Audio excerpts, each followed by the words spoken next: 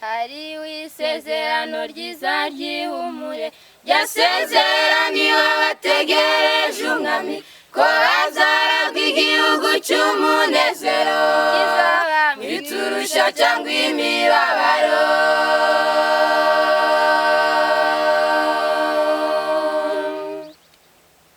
hariho isezerano ryiza ry'ihumure ryasezeraniwe abategereje umwami ko bazaragwa igihugu cy'umunezero kizabamo ibiturusha cyangwa imibabaro.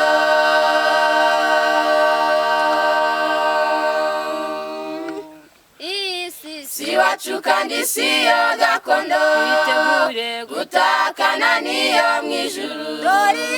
si gakondo twasezeraniwe tegereje Yerusalemu nshya.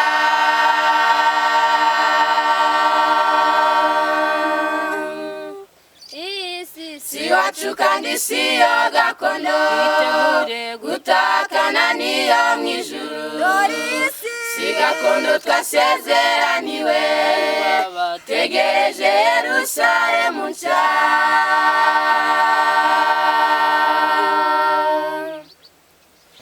iyi si bigenda nk'uko tutabyifuza, ibigeragezo ni rusange mu bantu.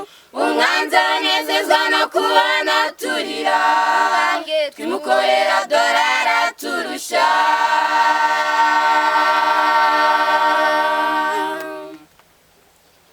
iyi si bigenda nk'uko tutabyifuza, ibigeragezo ni rusange mu bantu. umwanzi anezezwa no kubona turira, twimukorera dore araturusha.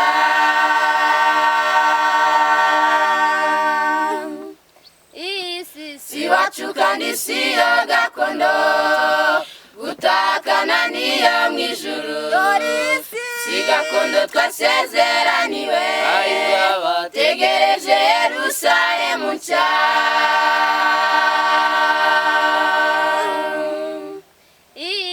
si wacu kandi si yo gakondo gutakana niyo mu ijuru. si gakondo twasezeraniwe tegereje Yerusalemu nshya.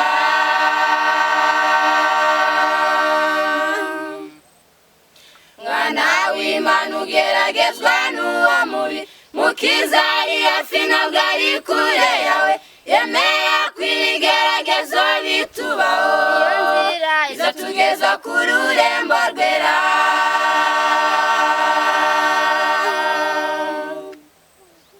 mwana w'Imana ugeragezwa n'uwo mubi, mukiza ari hafi ntabwo ari kure yawe.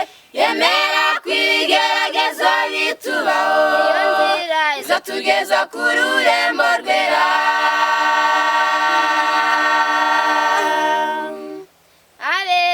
isi nshya bazasobanurirwa bibaburagiza mu buzima, bara mu mugambi w'Uwiteka abana bayo ngo bazaneshe.